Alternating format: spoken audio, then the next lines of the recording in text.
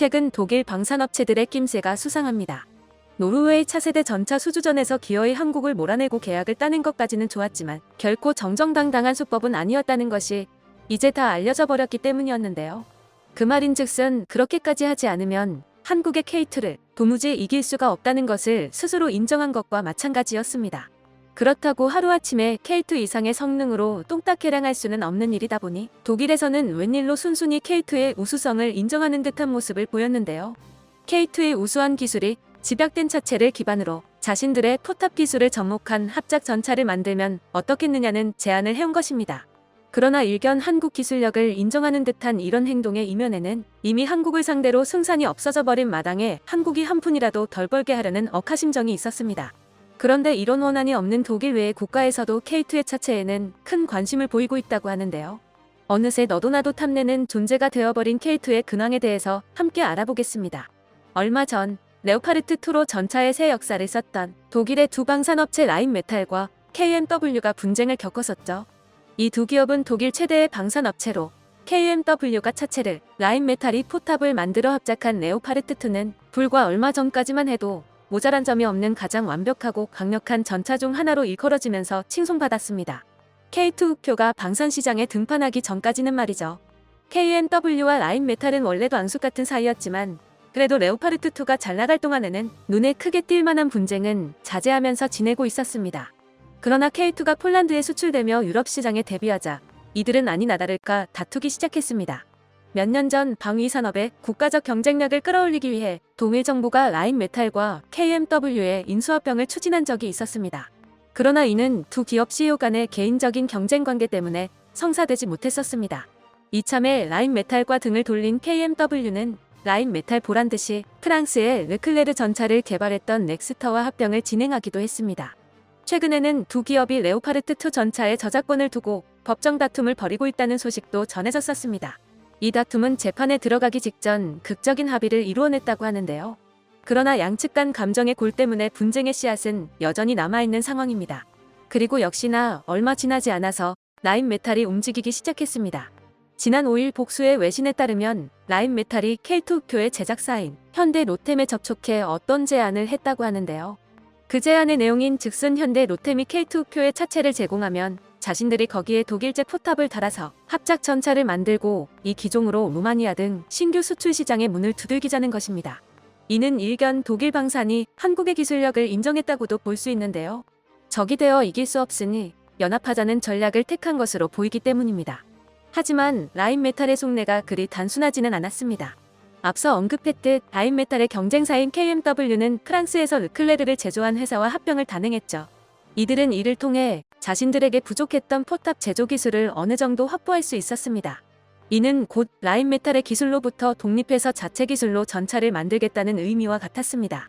라인메탈이 대체적으로 KMW에 비해서는 그 규모가 더 크고 기술력 수준도 더 높은 것으로 평가받고 있는데 KMW의 돌발 행동이 눈에 고깝게 보였던 것입니다. 그래서 이미 KMW를 훨씬 뛰어넘는 차체 기술을 지닌 한국에 접촉해서 비교적 기술력에 자신 있는 분야인 포탑을 결합하려는 계획을 세운 것이죠.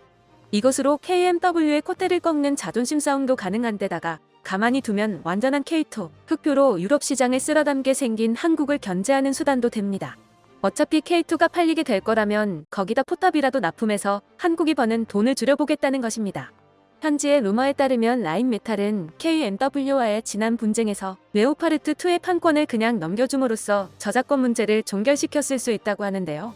이제 레오파르트2의 판촉으로 이득을 볼 가능성이 그다지 없으니 영국의 챌린저 3에 제공했던 120mm 활강포, 자사 신형 전차인 KF-51 판터에 탑재한 130mm 활강포 등 차세대 포탑 기술의 테스트 베드로 활용해 볼 생각이 있는 듯합니다.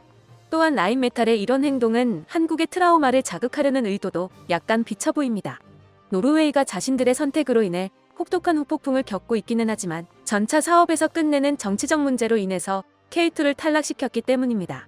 독일이 그동안 유럽의 맹주로서 그리고 유럽 방산의 종추로서 유럽 각국에 걸쳐놓은 정치적 이해관계는 결코 무시할 만한 것이 아니며 한국은 노르웨이 사업에서 그 이해관계를 깨뜨리는 것이 쉬운 일이 아니라는 것을 뼈에 새겼습니다. 라인메탈이 생각하기에 이 시점에서 한국의 합작을 제안하면 어느 정도의 판매 수익을 포기하더라도 이러한 정치적 리스크에서 자유로워질 수 있는 절호의 찬스로 여길 것이라고 본 것입니다. 더군다나 자기들은 단가가 하늘 높은 줄 모르고 치솟는 자사차체를 사용하지 않아도 되니 합작품의 단가도 절감될 것으로 기대하고 있죠. 이는 어느 정도는 설득력이 있는 전략이기는 합니다. 그러나 한국 방산의 특수성은 간과하고 있죠. 한국이 만드는 무기는 기본적으로는 북한과 중국 같은 코앞의 적들을 막기 위해서 스스로 사용하기 위해 만드는 것들입니다.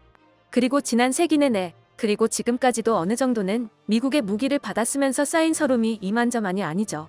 처음 계획대로 사려고 했던 무기를 제대로 들여온 적은 손에 꼽을 지경이고 지금도 F-35 같은 무기는 비행은커녕 정비를 위해 뚜껑을 여는 것조차도 미국의 허락 없이는 할 수가 없습니다. 그래서 한국은 자주 국방의 열망이 뼈에 사무쳐 있죠. 이런 한국한테 함부로 무기체계의 혼합을 논한 것인데요. 여기까지 보신 여러분과 마찬가지로 한국 역시 콧방귀를 뀌고 있습니다. 가만히 놔둬도 수천 대의 전차를 온전히 팔 수 있을 텐데 라인메탈에게 포탑을 내줄 이유는 단 하나도 없죠. 라인메탈과 손을 잡아서 이득을 볼 만한 유일한 부분인 정치적인 이점도 노르웨이가 레오파르트2 선정 후 역풍을 겪으면서 얼떨결에 한국 무기의 우수성을 여기저기 홍보해준 덕분에 그 마력을 잃었습니다. 테스트를 직접 수행한 국가도 대놓고 K2가 더 나았다고 말하고 독일의 편을 들어줬다가 국내 정치의 측면에서 역풍을 맞는 노르웨이의 사례를 전 세계가 다 봤기 때문입니다. 결국 라인메탈의 이런 시도는 단지 한국한테 징계분해서 조금이라도 앞길을 막아보려는 추한 발악에 불과했던 것이었습니다. 그런데 이런 시커먼 속을 가지고 보는 것이 아니더라도 K2의 차체가 인기가 많은 것은 사실입니다. 노르웨이에서의 테스트 결과가 유럽 전체에 쫙 퍼졌을 당시 유럽 방산업계가 가장 인상 깊게 봤던 부분이 바로 K2 차체의 유기압 현수장치였다는 이야기가 있습니다. K2의 경쟁자로 꼽히는 전차들 중에서 유기압 현수장치를 탑재한 전차는 아직까지도 없죠. 토션바라는 이전 세대의 보수적인 설계에서 누구도 벗어날 생각을 하지 못한 것입니다. 그러나 유기압 현수장치를 달고 온 전차를 보니 그동안 자신들이 고민했던 문제들이 눈 녹듯 사라지는 것을 두 눈으로 확인했습니다. 포탑을 설계할 때 언제나 발목을 잡았던 부각 문제부터가 말끔하게 해결됐습니다. 포탑을 얼마나 넓은 범위로 높이고 내릴 수 있느냐 하는 것입니다.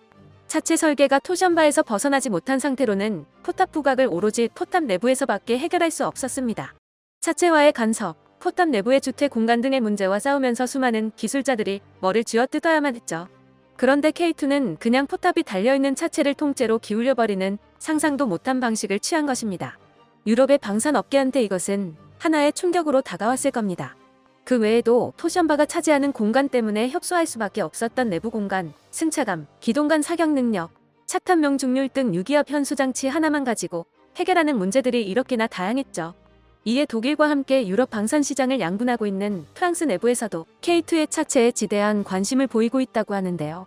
독일과 함께 진행하던 합작 차기 전차 MGCS 사업의 미래가 불투명한 상황이 되자 이참에 허수아비가 된 독일을 버리고 한국과 폴란드를 끌고 와보자는 의견이 오가고 있다고 합니다. 레오파르트3가 될 예정이었던 MGCS 사업은 2030년대 개발 완료를 목표로 독일의 레오파르트2와 프랑스의 르클레르를 동시에 대체할 계획이었습니다. 실전 배치는 2040년대가 될 것으로 관측되는 만큼 이 사업은 꽤 먼 미래를 바라보고 이뤄지는 장기 프로젝트인데요. 기간이 길다 보니 그 전에 문제가 발생할 가능성도 매우 높았고 아니나 다를까 이 예상은 빠르게도 명중했습니다. 독일의 라인메탈이 먼저 뒤통수를 친 것이죠. MGCS 사업에 몸담고 있으면서도 라인메탈은 KF-51 판타를 유로사토리 2022에 선보이며 레오파르트에 적법한 후계를 자처했습니다. MGCS 사업을 뒤엎거나 직무유기로 방치해버리고 빠른 채용을 노려보겠다는 것입니다. 프랑스에서도 뒤통수를 맞은 이상은 무언가 되갚아줘야 마련인데 이때 눈에 띈 것이 노르웨이에서 레오파르트2를 농락하는 K2의 모습이었습니다. 이들이 보기에 자신들이 가진 140mm 신형 활강포 기술을 K2 차체에 접목하면 레오파르트2 차체에다 130mm 포탑을 단 KF-51을 골탕 먹여줄 수 있다고 여긴 것입니다. 라인메탈과 마찬가지로 그만한 성능에 값까지 싼 K2 차체를 이용해 완성품의 단가 절감도 노리고 있고요. 물론 라인메탈 역시도 노르웨이에서의 패배를 바탕으로 더 우수한 K2 차체에 자신들이 밀고 있는 130mm 포탑을 결합해보고 싶어 한다는 점은 앞서도 언급했었죠. 결국 유럽의 방산 강국들이 모두 K2의 차체 기술력만큼은 자신들 이상이라고 평가하고 있다는 것인데요. 지금은 이들이 손을 내밀며 친한 척을 하게 됐지만 언젠가 기술력을 따라잡히기라도 하면 얼굴 표정을 싹 바꿀 것이 뻔한 상황입니다. 한국은 터줏대감이 있는 시장을 뚫고 들어가는 것이 이렇게나 어렵다는 교훈으로 이를 받아들이고 결코 따라잡히지 않을 만한 압도적인 기술력 격차를 앞으로도 만들어 나가야 할 것입니다. 끝까지 시청해주셔서 감사합니다. 도움이 되셨다면 좋아요를, 다른 이야기도 궁금하시면 구독을 눌러주세요.